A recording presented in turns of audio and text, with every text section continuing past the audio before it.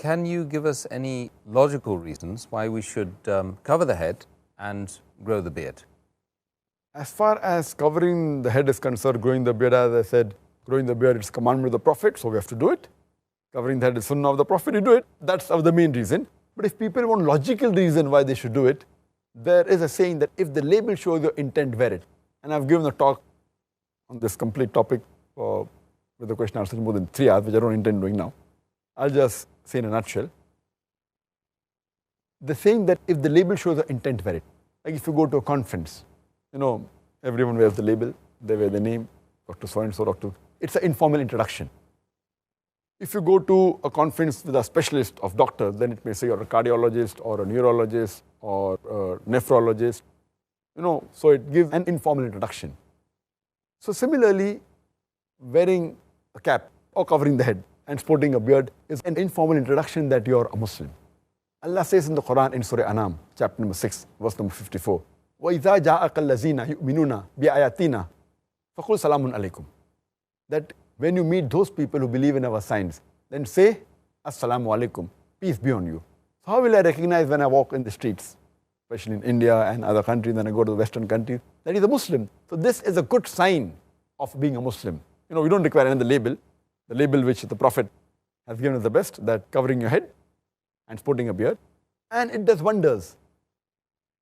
I'll give an example that once in Bombay, there was a young lad who was selling fruits. His name was Sultan.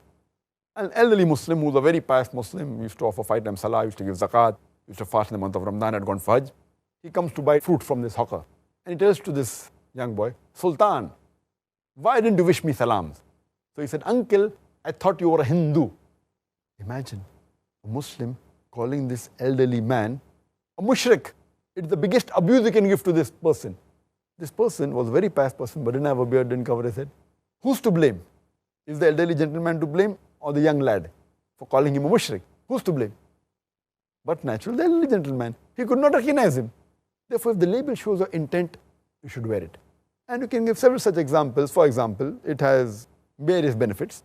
If you're traveling in a bus or traveling in a train, and if there is a Muslim sister who's doing hijab, there are times in a non-Muslim country where somebody may tease her. But if there are 10 Muslims who don't know each other, each of them wearing a cap, a kufi, or sporting a beard, and they're sitting in the bus, the non-Muslim will think 10 times before teasing the Muslim girl. Oh, if I tease Muslim girl, these 10 Muslims will pounce on me. Even those 10 Muslims may be very feeble, may be old, but yet he gets scared. That's the reason it is good that he should wear the label, because it shows your intent. For example, if there's a doctor, he's proud to put the name doctor before his name because he's proud to be a doctor. In his car, there is a sign of a cross, a red cross indicating that he's a doctor. In emergency, if you have any problem on the street, you stop the car.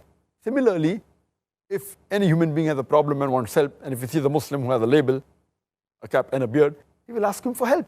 He'll guide him to the truth.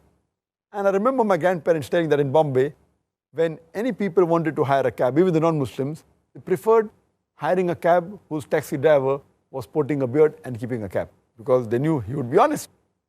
They preferred going to a shop whose shopkeeper was sporting a beard and wearing a cap.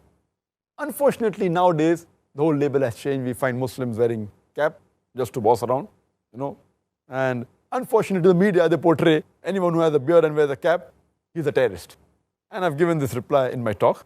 So keeping a beard and wearing a cap or covering the head is a very recommended sunnah, and keeping a beard is fard. So Muslims should stick to it and should be proud to identify themselves as Muslims.